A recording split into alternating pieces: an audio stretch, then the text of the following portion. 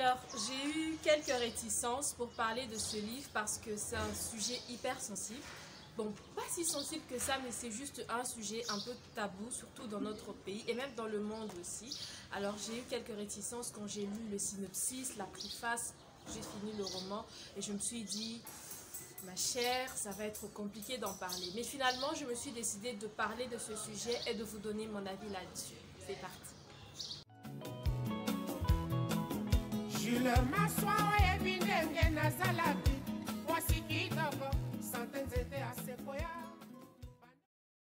Salut, c'est Soraya, bienvenue sur ma chaîne. Ici, je parle de littérature africaine, littérature congolaise et astuces tirées des livres. Voilà, aujourd'hui, j'ai décidé de vous parler du roman Prédateur masqué. C'est un roman d'une Congolaise de la RDC, Marthe Boulamatari, qui a été publié en 2019 aux éditions Mabiki. Avant d'entrer dans le vif du sujet, je vais vous parler des éditions Mabiki. Les éditions Mabiki ont été créées dans le but de promouvoir la littérature africaine. Donc, ils publient essentiellement des écrivains africains et aussi ils publient plein de livres en langue nationale. Alors, ils ont publié même un dictionnaire en langue nationale. Je crois que je vous en ai déjà parlé dans ma vidéo spéciale Lingala où je parlais de 2 romans en Lingala. Et justement, ces 2 romans ont été édités aux éditions Mabiki, donc Bolumeza Nabuzoba et Bamba Kinshasa Makam. Voilà, ils publient comme ça des bandes dessinées, des romans, des livres en langue nationale pour promouvoir les langues nationales. Voilà pour ce qui est des éditions Mabiki et depuis un moment, je suis leur ambassadrice.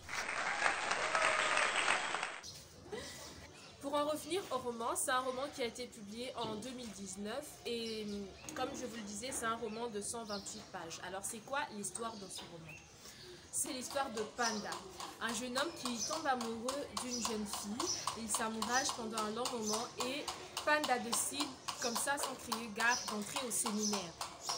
Ce qui trouble la jeune fille, elle veut des explications bien évidemment, mais Panda n'est pas franc. Il continue à mentir, il dit que c'est juste pour les études, qu'il ne va pas forcément devenir prêtre parce qu'il est au séminaire. Bref, il ment. Après le séminaire, il devient prêtre. Après la prêtrise, de fil en aiguille, il devient évêque.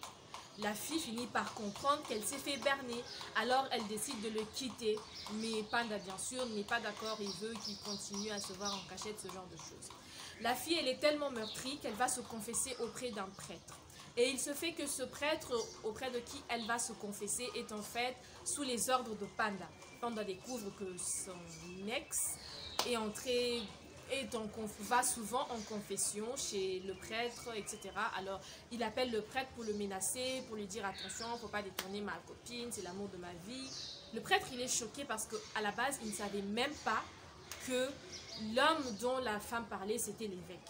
Donc l'évêque s'accuse lui-même en voulant menacer le prêtre. Étant donné que l'évêque a maintenant une dent contre ce prêtre, il accuse d'avoir détourné injustement de l'argent alors que c'est pas du tout ce qu'il a fait. Alors pourquoi j'avais du mal à parler de ce sujet? Mais déjà je dois vous dire que j'ai été choquée, pas très étonnée mais choquée que déjà dans la préface l'auteur puisse préciser que c'est tiré d'une histoire vraie.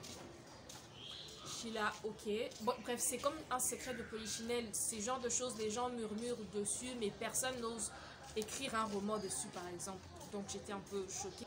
Et du coup, cette histoire, moi, je me dis que c'est bien qu'on en parle, qu'on brise le silence.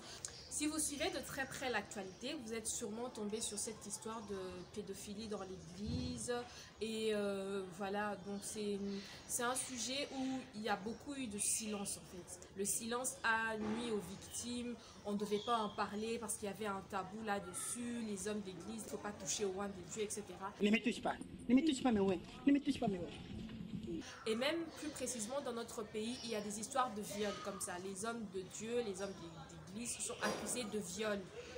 Il y en a qui sont arrêtés, il y en a qui ne le sont pas. Bref, c'est toujours un sujet tabou et à chaque fois qu'il y a un scandale qui sort comme ça choque les gens. Pourquoi ça choque les gens? Moi, je pense que ça choque les gens excessivement, plus que si c'est comme si c'était pas des humains parce que en fait, ils prêchent la bonne nouvelle, ok? Ils prêchent la vertu. Alors on s'attend bien évidemment à ce qu'ils se comportent selon ce qu'ils prêchent. Et ça déçoit toujours de voir qu'ils font totalement le contraire de ce qu'ils prêchent, qu'ils se transforment en prédateurs pour les fidèles. Ça affecte la foi. On perd confiance en l'Église, en quelque sorte. C'est justement pour chercher à regagner la confiance des fidèles ou à redonner aux gens confiance en l'Église, qu'en 2011, le pape avait décidé que toute histoire de pédophilie dans l'Église catholique ne serait plus traitée seulement à l'interne ou qu'on ne se contenterait plus de démettre le prêtre de ses fonctions pour qu'il redevienne laïque, mais que ça allait être traité maintenant à la justice, que le prêtre qui aurait commis ces actes répondrait de ces actes à la justice, devant la justice. Donc moi je trouve que c'était déjà une très belle avancée de faire ce pas-là, et le pape François, l'actuel pape, a demandé pardon pour ces actes de pédophilie. Bien sûr, il y a encore des affaires qui restent dans l'ombre, qui sont classées sans suite, des affaires de pédophilie, des prédateurs dans l'église qui sont restés sans suite. Mais je pense que ce sont des bons pas qui sont en train d'être faits, et c'est déjà ça. Puisque qui est condamné aussi dans ce roman, c'est le silence, l'injustice, le fait de fermer les yeux alors qu'il y a des victimes qui réclament justice en fait. Voilà. Alors, si on doit plus précisément parler des prédateurs masqués, ici en RDC, comme le titre l'indique, parce que le roman se déroule en RDC. Surtout qu'en couverture, il y a la constitution de la RDC. Tu vois, donc constitution, forcément, c'est la RDC. Mais je me dis que c'est quelque chose qui arrive souvent où les gens sont accusés injustement, surtout que l'évêque est haut placé. Il a sûrement des amis haut placés, alors il fait accuser ce prêtre injustement, il le fait emprisonner. L'autre truc des prédateurs masqués ici, en RDC, ce sont les viols. Les cas de viol dans les églises, les pasteurs, les hommes de Dieu qui sont accusés de viol. Il y en a beaucoup. Si vous suivez l'actualité, vous avez sûrement dû en entendre parler. Je ne vais pas du tout citer de nom, j'évite en tout cas. Mais je vais juste vous donner mon avis. Parce qu'il y a deux camps dans toute cette histoire des prédateurs, où les hommes d'église se transforment en prédateurs. C'est qu'il y a le courant qui dit qu'il ne faut pas toucher au oint de Dieu, etc. Après tout, ils sont humains, ils ont leurs failles. Et il y a le courant qui dit non, ils n'avaient qu'à prêcher par l'exemple. Alors moi, je suis de ceux qui disent qu'ils n'avaient qu'à prêcher par l'exemple. Parce qu'à un certain moment, quand on atteint un certain niveau, qu'on devient... je sais pas, tu peux pas passer ta journée à dire aux gens ne volez pas, et puis toi tu vas voler.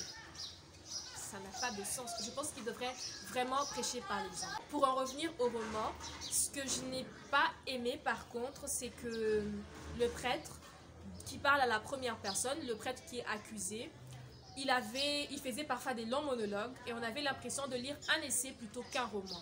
À un moment, j'étais un peu perdue. Alors, dites-moi en commentaire, est-ce que vous êtes plutôt de la team de ceux qui pensent qu'il ne faut pas du tout toucher au oint de Dieu? Ne me touche pas, mais ouais. Ne me touche pas, mais ouais. Ne me touche pas, mais ouais. Ne me touche pas, mais ouais. Ou de ceux qui pensent qu'ils devraient répondre de leurs actes s'ils s'égarent? Laissez-moi votre commentaire. Alors, pour trouver ce livre des éditions Mabiki, je vais vous mettre en bas le numéro de la personne à contacter pour l'acheter à Kinshasa. Il s'appelle Edimo. Je vous mettrai son numéro en barre d'infos. Et aussi, je peux vous mettre le lien. Si vous vivez à l'étranger, je vous mettrai le lien du site des éditions Mabiki pour commander ce roman. À très bientôt pour une nouvelle vidéo.